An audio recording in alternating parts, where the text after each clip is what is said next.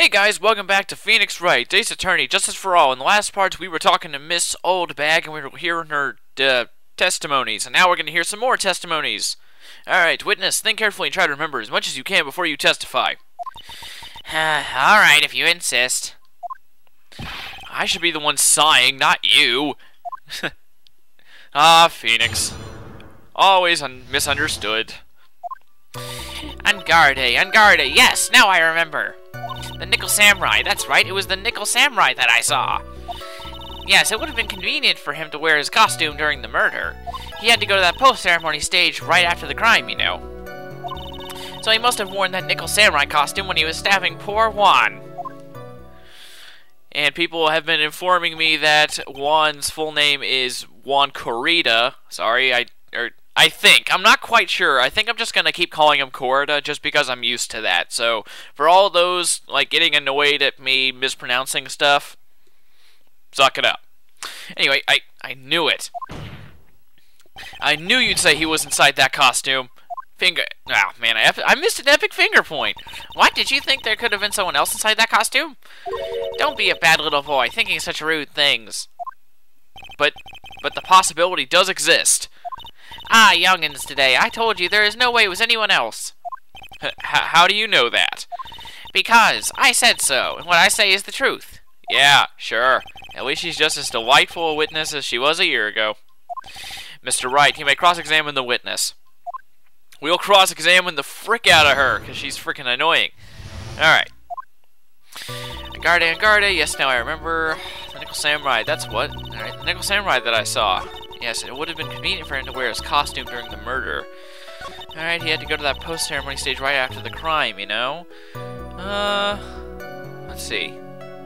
He must have worn that Nickel Samurai when he was stabbing poor Juan. Well, wait a minute. Here, let's ask about that first. So let me ask you one last time. Epic finger point, the person you saw, it really was the Nickel Samurai. As showy as ever. Haven't I been saying that from the very beginning? Can I throw in the towel yet? You don't need to think too hard on this one. Huh? There's a contradiction in her testimony. It's sitting right in plain sight. The question is what that contradiction means for us. Well, I had to figure out what you're talking about first, but okay. Alright, Unguarded. Let's see here. This seems suspicious already, because if he was wearing the costume, and we know the costume has gloves, then exactly how did his fingerprints get on the knife? You tell me that. Epic finger point! Please take a look at this. Yeah, so it's a knife. Big deal. Who are you? What did you just turn into, someone else? Never mind. I was thinking that, like, nah, whatever. If you're trying to scare me with that, I'll have you know it won't work. No, that's not my intention at all. That's the knife that was used in the murder, correct? Your Honor, do you know why this piece of evidence is important to this case? Because it's the murder weapon? You don't even have to ask because it's because the defendant's fingerprints are on it. Is that what you're driving at? Is exactly where I'm driving at. What are we driving at? Whose car are we... Oh! I knew he was going to ask something about a car. I knew it. What are we driving at? And whose car are we driving? If Mr. Unguarded really was in the Nickel Samurai costume at the time of the murder, then it's impossible for his fingerprints to have been left on this knife. Actually, he would have wiped all previous fingerprints on this knife right off. Oh, that's right. The Nickel Samurai wears gloves, doesn't he? Objection! I love the way he says objection. He probably took his gloves off before he began the stabbing. Objection! And why would he do something like that to leave his prints on the murder weapon? There's no way he would do something like that. However, there is one possibility. Then let's hear your possibility. It's very simple. The defendant went to the victim's room while in costume as the Nickel Samurai. At that time, the defendant held no intent to murder. He was probably just going to relax and talk with the victim about the stage show.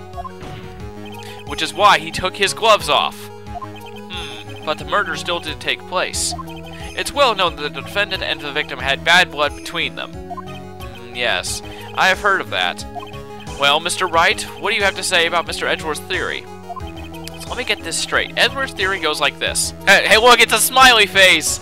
Yay, Phoenix made a smiley face. Okay.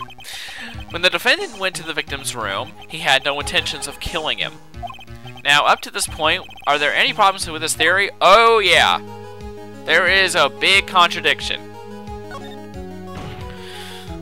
This theory contradicts something in an earlier testimony. What are you babbling about?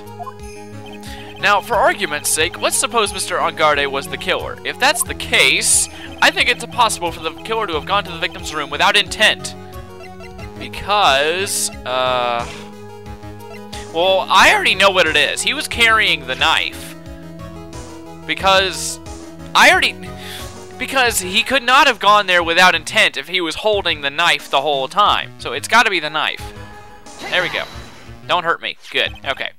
Because for a second there, I knew it was the knife. I knew it was the knife. That just seemed way too obvious, but I was just not very sure what I should present. I was hoping it was going to be the knife. Anyway, this knife. This was used by Mr. Engarde at dinner.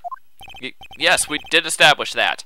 Which means that if my client was in fact the killer, then he brought this knife with him when he went to visit Mr. Corrida. I suppose. However, you just said it yourself. At that time, the defendant held no intent to murder. If that were true, then why would he bring a knife? He wouldn't, would he? Yeah, we got you now, Edgy. Which means, Mr. Edgeworth, your theory was flawed from one epic finger point. Yeah, I did it. And one more epic finger point. If the murderer was wearing the costume at the time of the murder, then there should be glove marks left on the knife. Which means the defendant's fingerprint shouldn't be on it, shouldn't be all over it like bees on a hive. And that brings me to my final point. This knife was planted by the real killer to hide their identity and mislead us. Yeah. We owned his face. Order, I say. Order in the court. Was this knife really planted by the killer? Why would the murderer do such a thing? To frame Matt Engarde, we already know that. He's innocent. It's to frame my client, Mr. Engarde, of course. To frame? Objection! Alright, aren't you forcing the interpretation just a little too hard on this one? Objection! Alright. But we just established that the witness saw the nickel samurai in costume. And if that were true, then there shouldn't be a single epic fingerprint on this knife. Epic fingerprint, sorry, on this knife. Grr! Witness! Or witness, sorry, I couldn't do it. Looks like I've made your life a tiny bit more difficult, huh, Edgy? Ugh. Witness, did you or did you not really see the nickel samurai? It's like, witness, that was so bad, whatever.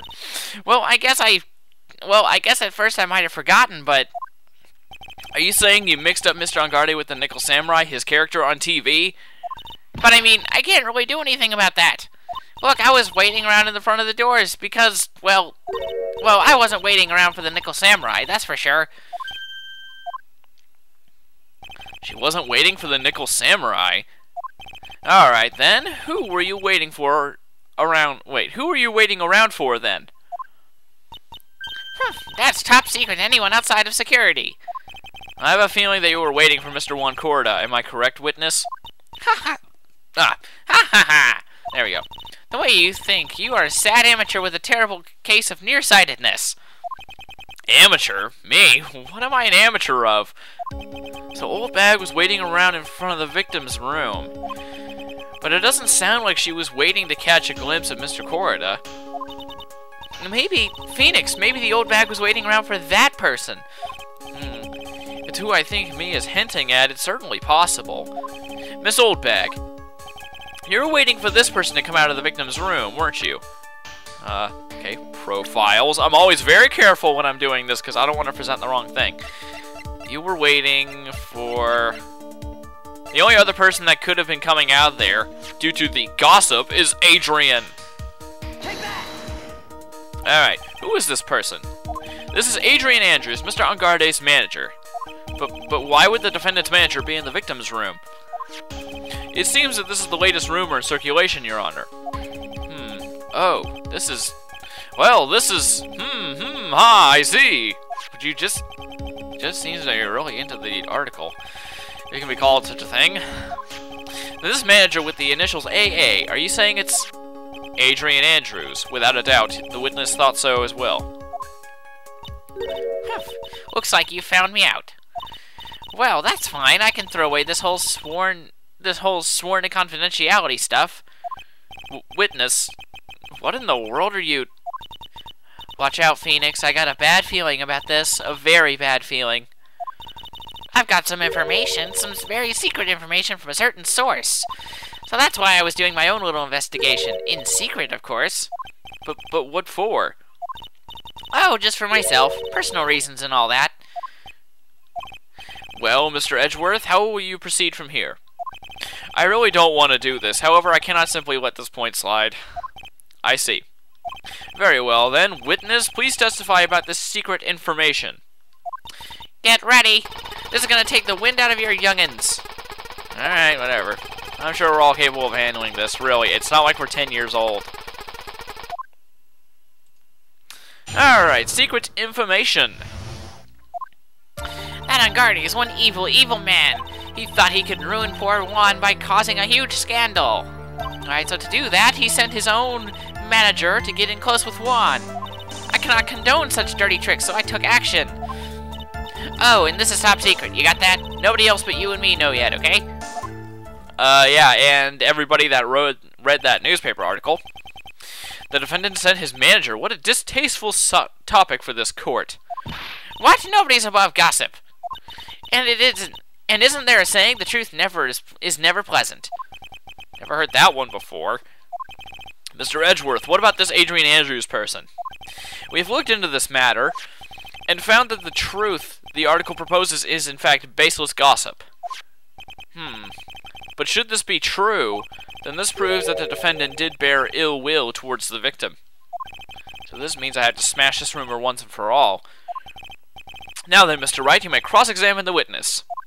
Be careful, this old bag seems rather excited right now. That's right, Angardi is nothing but your average foul-blooded youth. Well, as the old saying goes, you gotta burn old bags of fire. Okay, time to fire up the afterburners and hit the highway to the danger zone. Okay, that's kind of random, but whatever. I think in the next part we're gonna start this testimony. And, you know, I'm just skipping into this first message just so I'll be able to save it. So, in the next part, we're going to cross-examine Miss Oldbag. So, I guess I'll see you guys later.